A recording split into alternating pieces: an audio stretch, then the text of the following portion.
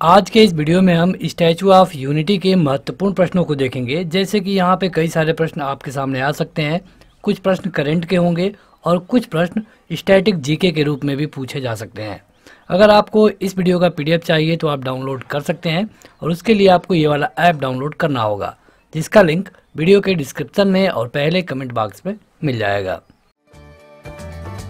इस वीडियो को लाइक करने के साथ चैनल को जरूर सब्सक्राइब करें, उसके बाद बेल आइकन दबाएं, उसमें ऑल सेलेक्ट करें इसी तरह की बेहतरीन वीडियो सबसे पहले पाने के लिए।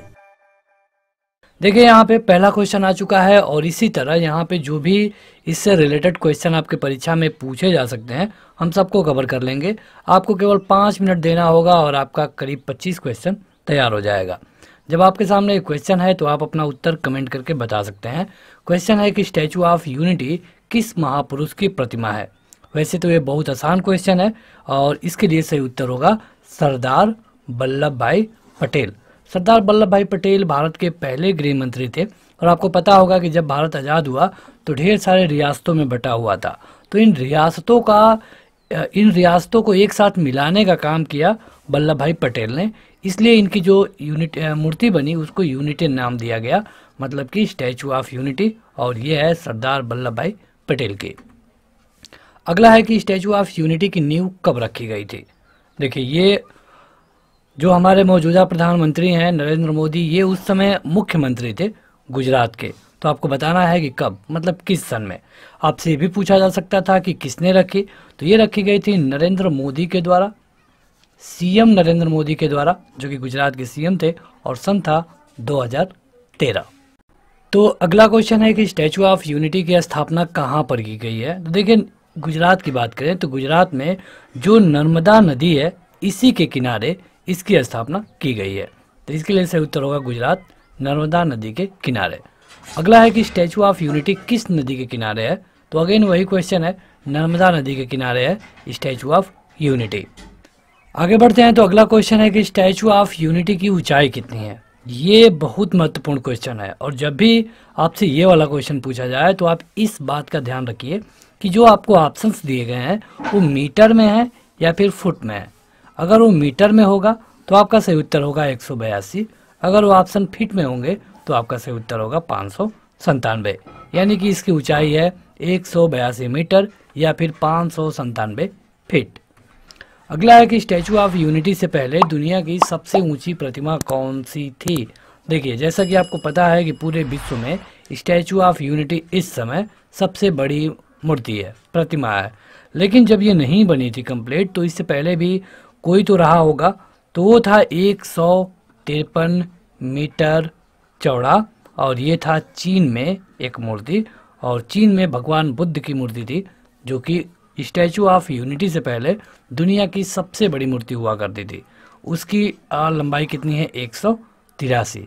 स्टैचू ऑफ यूनिटी की कितनी है 153 है ये, और स्टैचू ऑफ यूनिटी की है 182। अगला है कि स्टैचू ऑफ यूनिटी प्रतिमा का डिजाइन किसके द्वारा तैयार किया गया है। अगेन काफ़ी महत्वपूर्ण क्वेश्चन है। देखिए यहाँ पे जो आपको 5 सेकंड का समय मिल रहा है, इसी में आप अपना उत्तर कमेंट करके बता दें अगर आपको पता है तो। यहाँ पे पूछा गया है डिजाइन, तो डिजाइन किया गया था राम सुतार। राम सुतार एक व्यक्ति हैं, उन्हीं के द्वारा इसका डिजाइन किया गया था, शिल्पकार राम सुतार के द्वारा।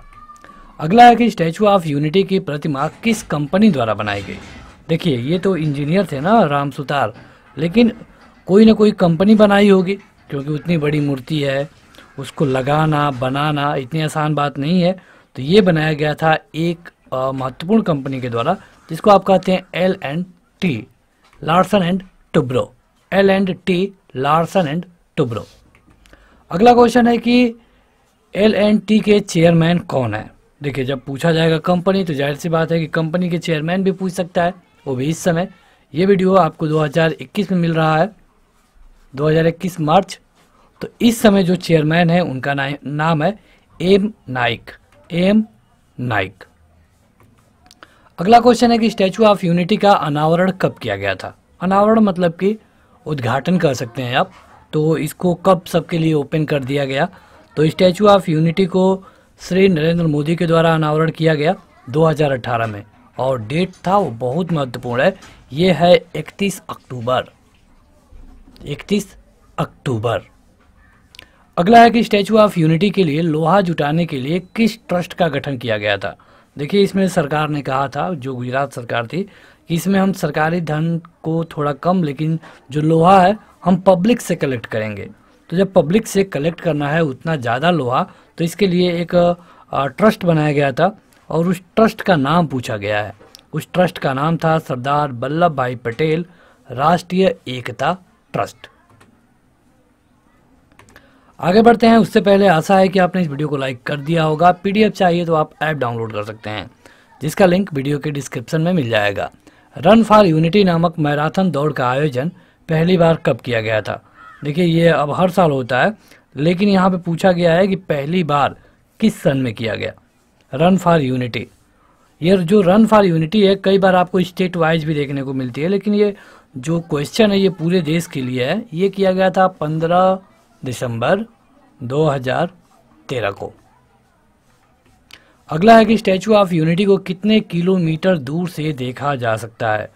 जाहिर सी बात है, बड़ी मूर्ति है तो दूर से दिखाई देगी ही देगी। तो कितने किलोमीटर दूर से आप आसानी से इसे देख सकते हैं, ये पूछा गया है इस क्वेश्चन में। सही उत्तर होगा लगभग 12 किलोमीटर। लगभग 12 किलोमीटर। अगला है कि सरदार वल्लभ भाई पटेल का जन्म कब या फिर कहाँ हुआ था। देखिए डेट ऑफ बर्थ पूछ सकता है या फिर कहाँ हुआ था, तो गुजरात में हुआ था, इतना तो सबको पता है। गुजरात में एक जगह है नाडियाड, नाडियाड में इनका जन्म हुआ था। और इसके अलावा 31 अक्टूबर 1875 को हुआ था, इसीलिए इनकी मूर्ति का अनावरण 31 अक्टूबर को ही किया गया। तो गुजरात के नाडियाड जिले में ये एक जगह है। अगला है कि सरदार वल्लभ भाई पटेल की मृत्यु कब हुई। जब जन्म पूछा जाएगा तो हो सकता है कि मृत्यु भी पूछ ले।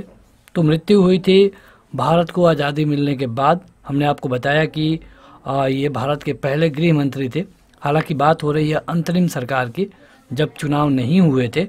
जब चुनाव होने वाले थे उससे पहले ही इनकी मृत्यु हो गई। तो इनकी मृत्यु हुई थी 1950 में और दिन था 15 दिसंबर 1950। भारत के पहले गृह मंत्री कौन थे। देखिए ये गृह मंत्री बनाए गए पहले गृह मंत्री थे, लेकिन अंतरिम सरकार के। अंतरिम सरकार क्या होता है, मतलब जब 1947 में आज़ादी मिल गई तो अंग्रेजों ने कहा कि आप अपना एक सरकार बना सकते हैं। तो उस समय प्रधानमंत्री, गृह मंत्री, रक्षा मंत्री, रेल मंत्री बनाया गया था। तो उस समय ये गृह मंत्री बनाए गए थे सरदार वल्लभ भाई पटेल। लेकिन जो ही चुनाव शुरू हुए उससे पहले ही इनकी मृत्यु हो गई। अगला है कि भारत के पहले उप प्रधानमंत्री कौन थे। तो देखिए ये गृह मंत्री या फिर उनको उप प्रधानमंत्री भी बनाया गया था। इनका सही उत्तर होगा सरदार वल्लभ भाई पटेल। आगे बढ़ते हैं, ये एक नारा है इनका। जब आपसे क्वेश्चन परीक्षा में पूछेगा तो आपको परेशान कर सकता है। नारा था कि कर मत दो, कर मत दो, मतलब कि टैक्स कोई ना दे। तो ये नारा किसने दिया था ये पूछा जाता है।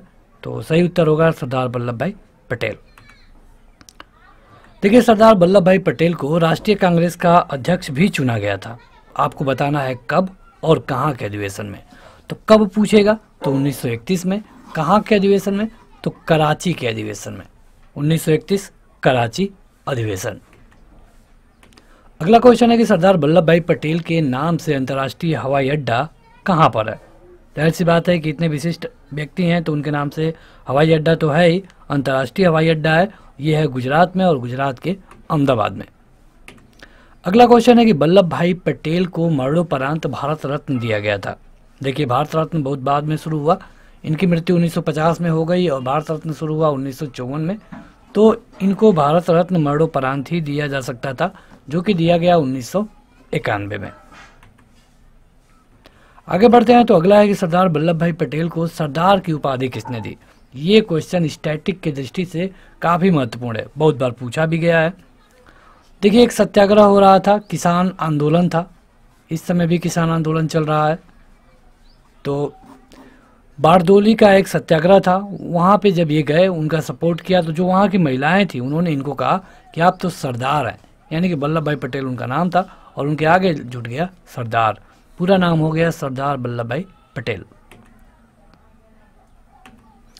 अगला क्वेश्चन है कि सरदार वल्लभ भाई पटेल को अन्य किन नामों से जाना जाता है, अन्य किस नाम से। तो एक तो इनको लौह पुरुष कहा जाता है और दूसरा इनको भारत का बिस्मार्क भी बोला जाता है। लौह पुरुष और भारत का बिस्मार्क। तो बस आज के इस वीडियो में इतना ही। वीडियो को लाइक करने के साथ इस ऐप को जरूर डाउनलोड करें, जहां पे आपके इतने सारे स्टडी मटेरियल एक क्लिक में मिल जाएंगे, वो भी बिल्कुल फ्री। तो ऐप का लिंक वीडियो के डिस्क्रिप्शन में मिल जाएगा। आज के इस वीडियो में इतना ही। Thank you.